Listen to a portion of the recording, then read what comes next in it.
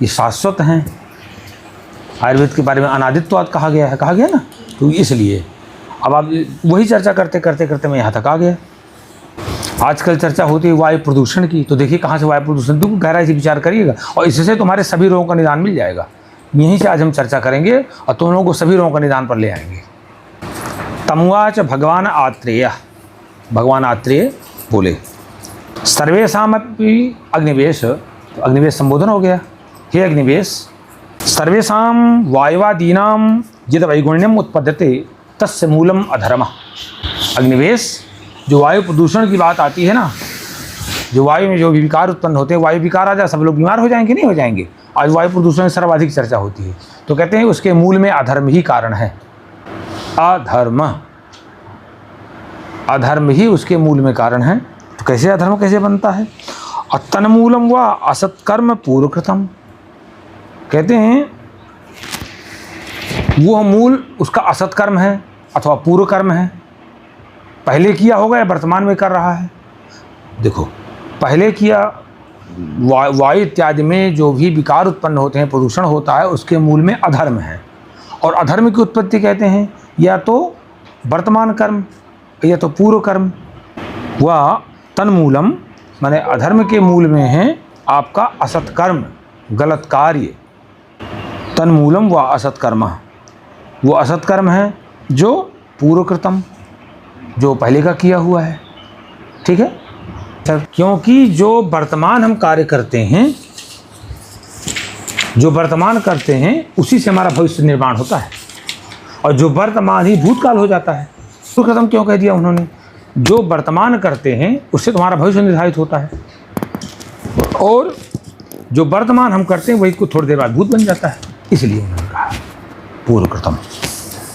अब कहते हैं तयोर योनि ही प्रज्ञापराधेयो। अब कहते हैं इन दोनों का मूल कारण प्रज्ञापराध है। देखिए, इन दोनों का मतलब किस चीज का? अधर्म का और असत कर्म का। अधर्म का और असत गलत कर्म का मूल कारण हुआ आपका प्रज्ञापराध। बन गया ना। वायु का भी, अब आपको वायु के विकार की संप्राप्ति की निकालना है, वायु प्रदूषण की करना है, तो वायु की संप्राप्ति, वायु प्रदूषण पहले सबसे नीचे हो गया, पहले वहीं शुरू कर देंगे, हम शुरू कर देंगे ना। कहाँ से? पहले असत कर्म से। हाँ, असत कर्म से अधर्म से अधर्म से प्रज्ञापराध के बाद फिर और चलेगा, फिर जाकर ये कह दिए तो तयोर। अब देखो, तयोर योनि ही प्रज्ञापराध है। यो अब कैसे शुरू होता है प्रज्ञापराध? जो कैसे शुरू होता है? यदा वै देश नगर निगम जनपद प्रधाना धर्मम उत्क्रम्य अधर्मेण प्रजाम वर्तयन्ति। यदा माने जिस समय देश नगर निगम और जनपद के जो प्रधान अधिकारी लोग हैं, वो धर्मम उत्क्रम्य, धर्म का उल्लंघन करते हुए, और अधर्मेण प्रजाम वर्तयन्ति, और अधर्म से प्रजा का पालन करते हैं, या प्रजा के प्रति अधर्म पूर्वक व्यवहार करते हैं। घूस दो, गलत काम करो, मिलावट करो, घूस दो, झोले छापी खूब करो, खूब झोले छापी करो, पैसा दो, तो अच्छे लोग मारे गए कि ना मारे गए उससे? कि अच्छे लोग भी इसी में जब गलते काम हो, चलो भाई सब भी आ गया, पैसा तो सब कुछ चाहिए, हुआ ना।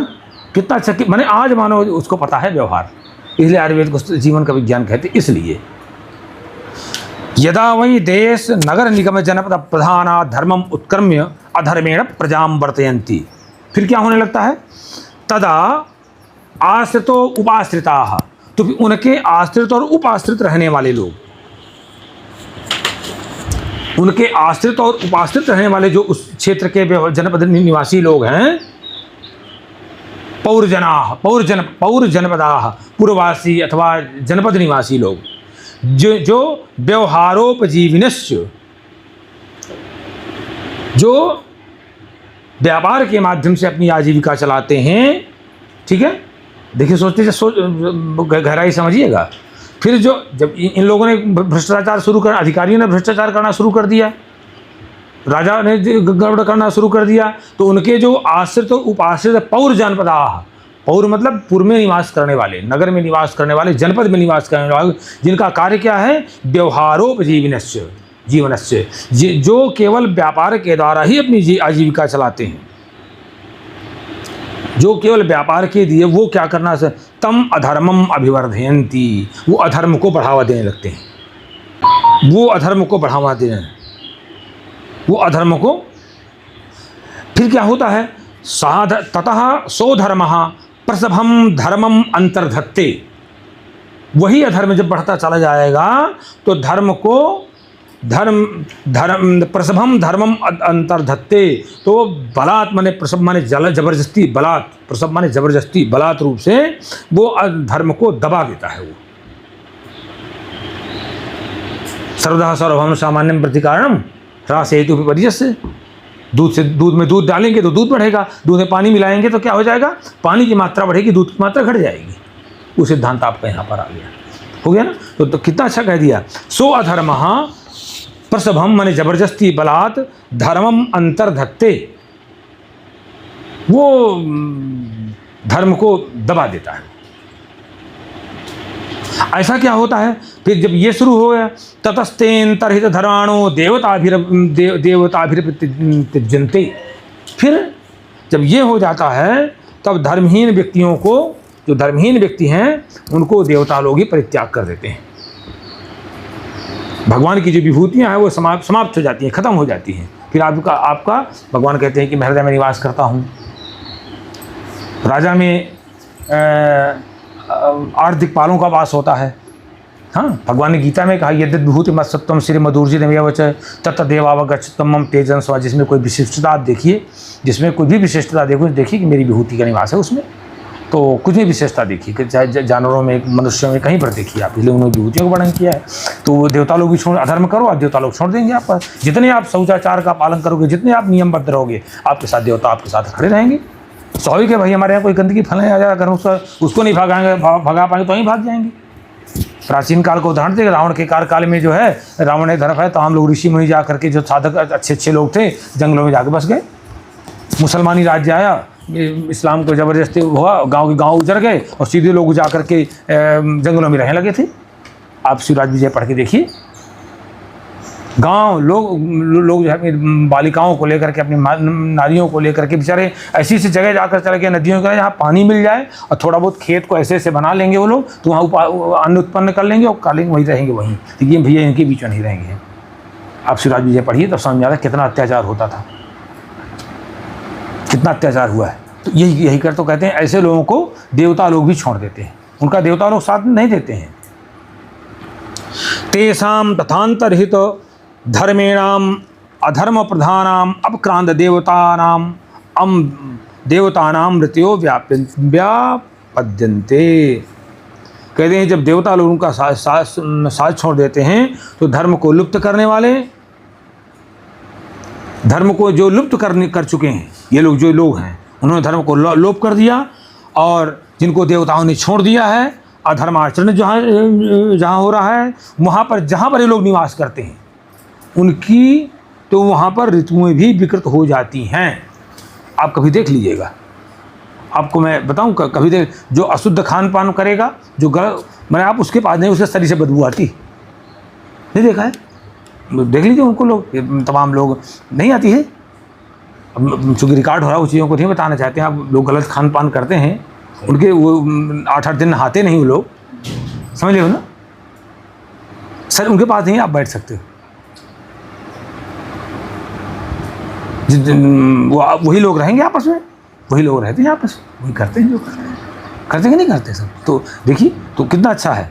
और क्यों हो जाता है, उनकी सांस, आप शिवराज विजय पढ़िए, जो बहुत ज़्यादा प्याज लहसुन का प्रयोग करते हैं ना, देखिएगा उनकी सांस तक प्याज लहसुन की बदबू आती है, सांस तक आती है, प्याज लहसुन की बदबू आती है।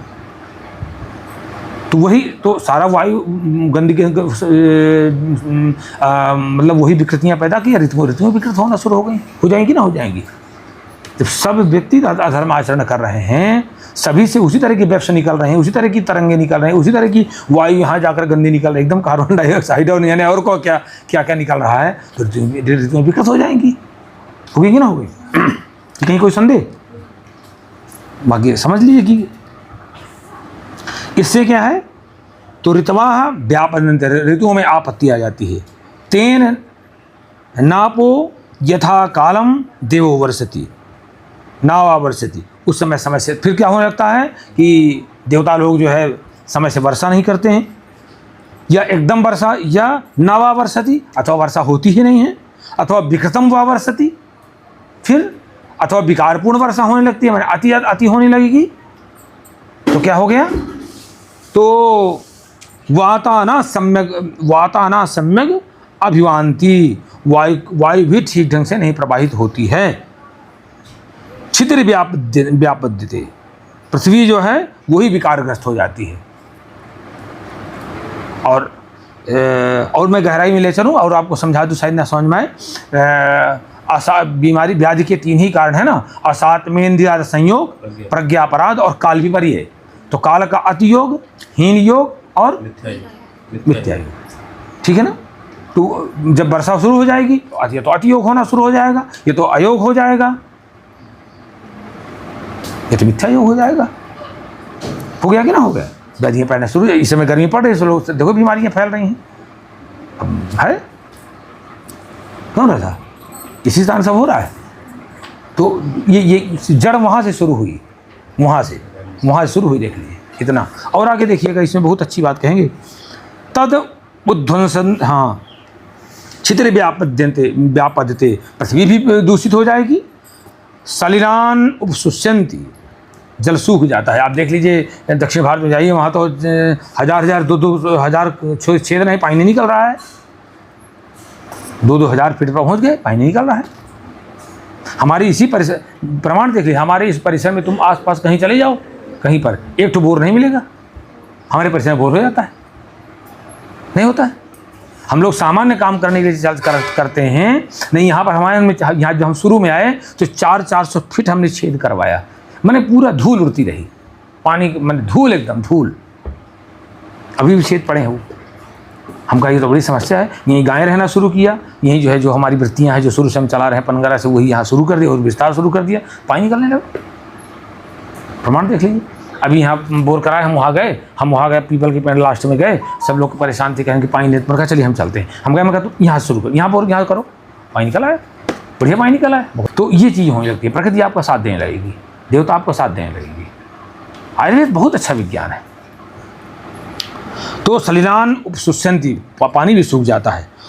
देखो औषधयः स्वभावं परिहाय आपद्यन्ते विकृतिं च, औषधियाँ अपना स्वभाव छोड़ देती हैं, विकृत हो जाती हैं।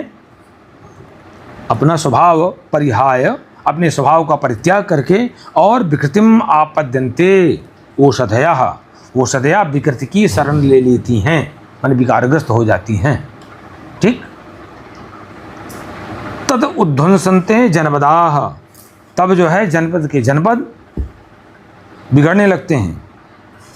क्यों? स्पर्शाभ्याम अव्यवहार्य दोषात, माने जिसका गुण स्पर्श है, माने वायु के विकृत हो जाने से और खाद्य पदार्थों के दूषित हो जाने से जनपद नष्ट होने लगते हैं। लोभ की वृत्ति आ गई ना, क्या लोभ की वृत्ति आ गई ना, व्यापारी लोगों ने लोभ करना शुरू कर दिया। लोभ किसने काम शुरू किया? पहले आपके अधिकारियों में लोभ शुरू हुआ, उन्होंने भ्रष्टाचार फैलाया, फिर व्यापारियों ने लोभ शुरू किया, फिर वहाँ से भ्रष्टाचार हुआ। तो इसलिए सबसे पहले लोभ के कारण ही सारी विकृति आना शुरू हुई। तो पहले रोग वहाँ कहाँ आया? शरीर में कि मन में? मन में। पहले रोग मन में आया, मन से आप निर्विकार होते चले, मन को आप स्वस्थ करते चले। रोग शरीर में तो विकार आना है आयु के अनुसार, शरीर में तो जीर्णता आनी ही है, नहीं है, लेकिन आपका मन अगर स्वस्थ है तो आपको बढ़िया बना रहेगा। शरीर में तो जीर्णता है, शरीर और मन दोनों अलग अलग है, आत्मा अलग है, शरीर अलग है, दोनों सब अलग, वो कॉम्बिनेशन बना हुआ है, वो है आयु। सब चीज़ का व्यवहार अपना अपना, आत्मा का अस्तित्व अलग है, मन का अस्तित्व अलग है, इंद्रियों का अस्तित्व अलग है, सबका अस्तित्व अपना अपना है, उनका एकदम अलग अलग है। शरीर का अस्तित्व अलग है, शरीर रह जाएगा, वो सब अपना चली जाएंगी। कौन? इंद्रियां चलेंगे। पंचाभिभूतास्तु पंचकृत्वा पंचेन्द्रियम पंच स्वभावयन्ति, पंचेन्द्रियम पंच स्वभावेत्वा पंचतमायांति विनाश काले। सुश्रुत में देखिए वहाँ इंद्रिय शायद लिखा है उन्होंने, बहुत अच्छा लिखा है उन्होंने इस पर। इससे अच्छा पोस्टमार्टम में कोई रिपोर्ट नहीं बना सकता, मॉडर्न वाले ही कहीं बना सकते।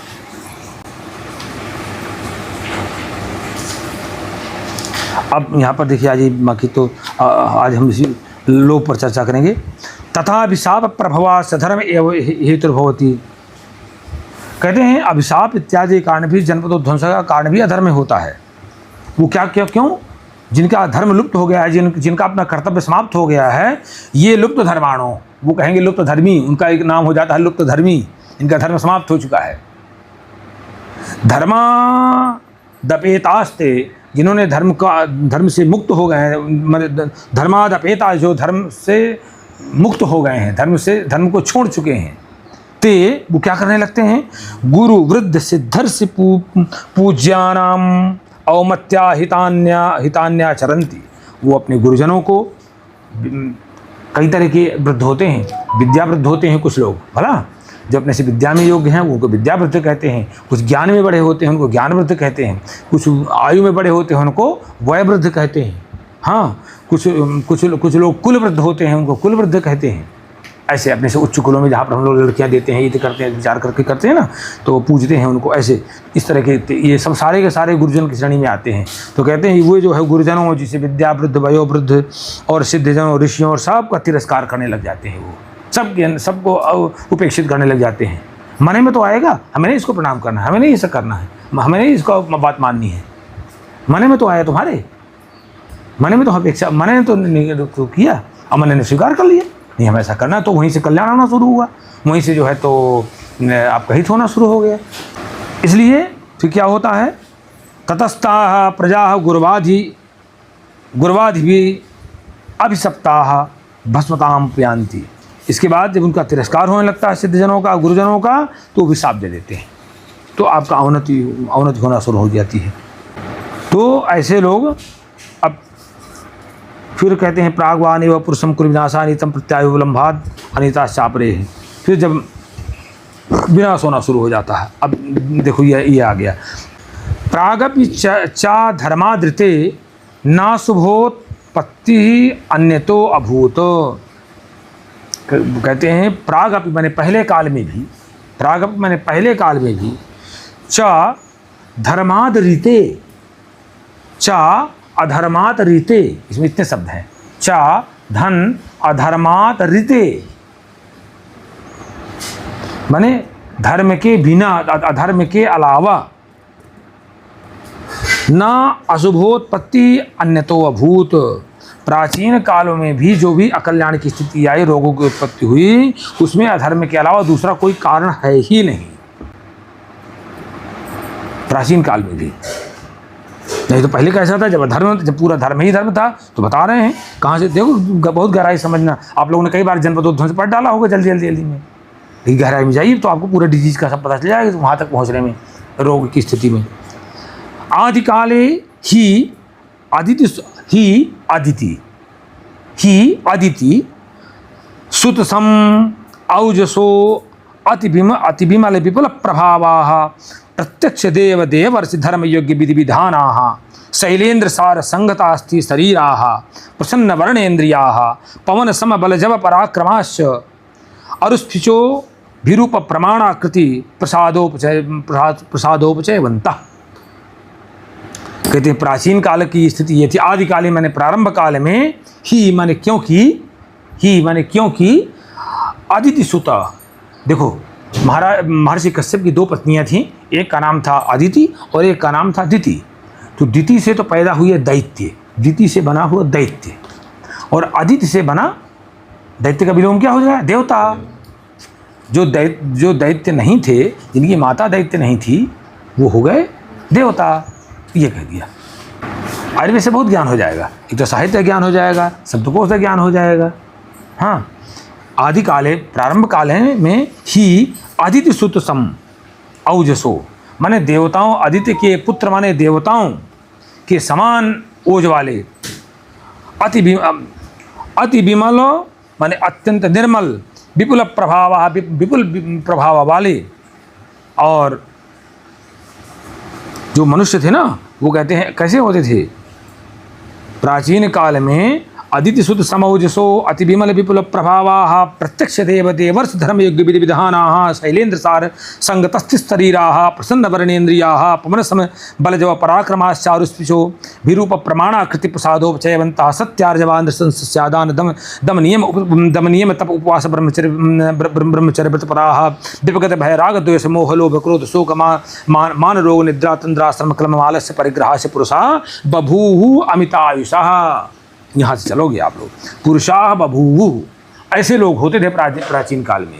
ऐसे व्यक्ति होते थे जो अमित आयुषी, जिनकी आयु खूब लंबी होती थी। अदिति के पुत्र माने देवताओं के समान ओज संपन्न, अति विमल अत्यंत निर्मल, विपुल प्रभाव माने बहुत विस्तृत प्रभाव वाले, प्रत्यक्ष देव देवर्ष धर्म यज्ञ विधि विधाना, वो देवताओं देवर्षियों धर्म यज्ञ विधायक वेद और यज्ञ कर्म को प्रत्यक्ष करने वाले। ऐसा करते थे लोग।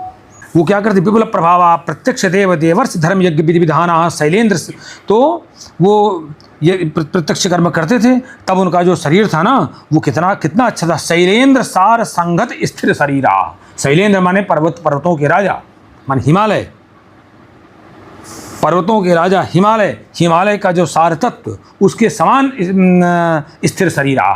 शरीर उनका स्थिर मजबूत होता था। संयुक्त अलंकार का, उपमा अलंकार का प्रयोग करके उन्होंने बता दिया। मन इतना कहने के हमने पहाड़ जैसा खूब मजबूत शरीर उनका होता था। और मन कैसा रहता था उनका, जब वो ये करते थे, यहाँ शब्द यही चलना है। आदिकाले यदिति सुत समौजसो अति विमल विपुल प्रभावा प्रत्यक्ष देव देवर्ष धर्म यज्ञ विधि विधाना। जो प्रत्यक्ष देव देवर्ष धर्म यज्ञ विधि विधान से करते थे, यहाँ से अपना जीवनचर्या शुरू करते थे। तो शैलेन्द्र सार संगत स्थिर शरीरा, वो हिमालय के समान संघनन वाले, संगठित शरीर वाले, मजबूत शरीर वाले होते थे। प्रसन्न वर्णेन्द्रिया, इंद्रिय और मन, इंद्रियां और त्वचा माने रंग, वो प्रसन्न एकदम रहता था, खिला हुआ। प्रसन्न, वहाँ पर जाइए, प्रसन्न वर्णेन्द्रियार्थम, वहाँ पर आया है 24 में है ना, जहाँ रक्त दोषों का वर्णन है, देख लीजिएगा। तो क्या होता था, प्रसन्न वर्णेन्द्रिया, उनके इंद्रियां और त्वचा में खूब प्रसन्नता रहती थी, निर्विकारिता रहती थी, ठीक है ना। और समदोषा समाग्नि समधातु मलक्रिया प्रसन्न आत्मेन्द्रिय मना, वही स्वस्थिति विधि थे। अंत में जाकर यही कह दिया, इसलिए प्रसन्न आत्मेन्द्रिय मना इसलिए कह दिया, भैया तुम्हारा सब कुछ गड़बड़ है, वहाँ से वहाँ थे, लेकिन अगर प्रसन्न आत्मेन्द्रिय मना तुम हो जाओगे तो पीछे वाली चीज़ें सब ठीक हो जाएंगी, यहाँ से चल दो। इसलिए बाद में कह दिया उसको सुसु ने, बीच में कह सकते थे, प्रारंभ में कह सकते थे, क्योंकि मन वाली बात है ना, तो मन से सारे रोगों का आगमन होता है। तो इसीलिए कह दिया प्रसन्न आत्मेन्द्रिय मना। अगर आप यहाँ नहीं कंप्लीट कर पाए समदोष, समाग्नि, समधातु, सममल क्रिया, तो आप हमें इतने कंप्लीट कर लो प्रसन्न आत्मेन्द्रिय मना, तो आपको पीछे एकदम वहाँ सब बैग गिर लग जाएगा। क्या है, ऐसा में भावानाम संपद संभजनरम, ऐसा में व्याधि विधान समुदीरते त्यागाद विषम हेतु नाम समानाम चोप सेवनात् विस्मानानुबद्धंती जानते धातवा समान। बस बैग गियर लगा लीजिए, बैग गियर लगाई तो भी गाड़ी वहीं पहुंच जाएगी। अगर आप सब गड़बड़ करते चले आए हो तो आज से प्रसन्नात्मेन्द्रिय मना, प्रसन्नात्मेन्द्रिय मनों को हो जाओगे तो आप ठीक होने लगोगे। क्योंकि गीता में भगवान कह देते हैं कि आप चे सुदुराचारो भजते हैं मामन भाग साधुर्य संबंध अभ्यास सम्यक। जिस दिन से कोई अच्छे काम करना शुरू कर देता है, उस दिन से कल्याण होना शुरू हो जाता है, उसी दिन से उसकी उन्नति होना शुरू हो, सब भूल जाता है भगवान। तो प्रसन्न वर्णेन्द्रिया और पवन सम बल जव पराक्रमा, वायु के समान उनका बल, वायु के समान उनका वेग, वायु के समान उनकी प्रबलता। जव माने वेग होता है, ठीक है, जव माने वेग और पराक्रम। और चारुस्फिचो, उनके जो कूल्हे थे निकले हुए नहीं थे, माने मेदस्वी नहीं थे ना, मेदस्वी जब मेदस्वी व्यक्ति होता तो उधर में चरक ने कह दिया ही कूल्हे में और यहीं जाकर के मेद का संचय होता है, पढ़ लीजिएगा, है ना। तो है स्टिक में उधर में, हाँ है ना, हाँ। तो देखिए कह दिया चारु माने सुंदर, स्फिचो अभिरूप प्रमाणाकृति प्रसादोपचयवंतः, उच्च पराक्रम उच्च मनोबल संपन्न रहते, वायु के समान प्रबल वेग, वायु के समान पराक्रम और अभिरूप प्रमाणाकृति प्रसादोपचयवंता। फिर क्या करते थे वो, वे सत्य आर्जव अनृशंस माने सत्य आचरण करते थे। आर्जव माने सरल रहते थे, सरल थे वो। अनृशंस माने दयालु थे। नृशंस माने क्रूर होता है और अनृशंस माने दयालु होता है। तो कहें सत्यार्जव अनृशंस। फिर वो क्या करते थे, उदारता रखते थे, दान दम, इंद्रियों को बस में रहते थे, नियम तप उपवास ब्रह्मचर्य व्रतपरा, ब्रह्मचर्य व्रतपरा, ब्रह्मचर्य व्रत को धारण करते थे। व्यवगत भय राग द्वेष मोह लोभ, वो अब जब इतनी अपनी अच्छी स्थिति बनाए थे तो ना तो वो भय मुक्त होते रहते थे। वो जब तुम्हारा इतना सारा चल रहा है तो आप में मनोविकार भय हो ही नहीं सकता, रहेगा भय, निर्भीक रहेगा, मनोबल बहुत अच्छा उच्च रहेगा। तो व्यपगत भय राग द्वेष मोह लोभ क्रोध शोक मान रोग तिन निद्रा तंद्रा श्रम क्लम आलस्य परिग्रहाश पुरुषा बभूयु अमितायुषा, माने असीमित आयु प्राप्त करते थे। आदि प्राप्त कर सकता है, अरे भाई नहीं असीमित कर सकते हो तो आयु तो बढ़ा ही सकते हो। और कल मैं ये कभी पढ़ रहा था, एक आप लोगों ने पढ़ा होगा, कल एक न्यूज निकली है कि एक व्यक्ति ने अपनी 42 साल का उम्र का था, 32 साल का लिया है। वही आयुर्वेदिक परंपरा में जा करके और वहाँ जंगल में रहने लगा, परिवार को साथ मिला, लाइट बंद कर दिया, ये पिज्ज़ा बर्गर दुनिया के अन्य बंड की चीज़ें सब बंद करी, शुद्ध सात्विक आहार लेने लगा। और जब डॉक्टरों ने उसके 10 साल बाद किया तो कहने रहे तुम्हारी तो आयु 10 साल कम। इतना आहार का प्रभाव पड़ता है। टीवी हटा दिया उसने, कूलर हटा दिया, नहीं दुनिया की बीमारी माइग्रेन थायराइड ने क्या क्या उसको हो गई थी, इवन कुर्सी तक हटा दिया, प्लास्टिक के सारे सामान हटा दिया उसने। शाम को लाइट न जला करके तेज केवल मोमबत्ती जलाता था वो, और परिवार सहित रहता था। इस तरह होने के बाद वो ये ऐसे अमित आयुषा तेषाम उदार सत्वगुण कर्मणाम अचिंत रसवीर विपाक प्रभाव गुण समुदितानि प्रादुर्बभूव। फिर क्या हुआ, जब समाज में इस तरह के लोग होते थे तो ऐसे उदार मन वाले लोग, उदार कर्म करने वाले मनुष्यों के लिए जो है जो भी खाद्यान्न धान्य उत्पन्न होते थे वो भरपूर रसगुण वीर विपाक प्रभाव से कंप्लीट होते थे। सस्यानि स्वगुण समुदितत्वात् पृथिव्यादि नाम कृतयुगस्यादौ, कृतयुग के आदि में। अब क्या हुआ देखो, अब आए, अब आगे गड़बड़ हुआ। भ्रस्यति तु कृतयुगे, कृतयुग के नष्ट हो जाने पर, कृतयुग मतलब सतयुग, सतयुग के नष्ट हो जाने पर केशांचित अत्यादानात्, जैसे ही आपका ये तो क्या क्या केशांचित अत्यादाना सांपानिकानाम अत्यादानात्, उनके अंदर लोभ की प्रवृत्ति शुरू हुई। तो उन लोगों ने क्या किया, बहुत सारा संग्रह करना, संपत्ति जुटाना शुरू कर दिया। सांपानिकानाम अत्यादानात्, बहुत ज़्यादा भोजन करना शुरू कर दिया उन्होंने। देखो ऐसे सोचो, अब मैं इसको और तुम लोगों को स्पष्ट करवा दूं तो समझ में जल्दी आ जाएगा। केशांचित अति और आदानात्, आदान काल तुम लोग जानते ही हो, आदान माने लेना, बस अब समझ आ जाएगा आगे ना वो वाक्य का। तो केशांचित भ्रष्ट तो कृतयुगे, कृतयुग की समाप्ति के पश्चात केशांचित माने कुछ लोगों ने क्या काम करना शुरू किया, अत्यादानात्, बहुत ज़्यादा लेना शुरू कर दिया उन्हें, भोजन पानी ये वो, मैंने बहुत ज़्यादा संग्रह की प्रवृत्ति बढ़ गई। अब सांपानिकानाम संपन्न हो गए, सत्वानाम शरीर गौरव आसीत, फिर उनमें जो है आलस्य पैदा होने लगा और शरीर जो है जब बहुत ज़्यादा खाना शुरू कर देंगे परिणाम स्वरूप जो है शरीर भारी और स्थूल हो गया, शरीर गौरव आसीत, शरीर में भारीपन आने लगा।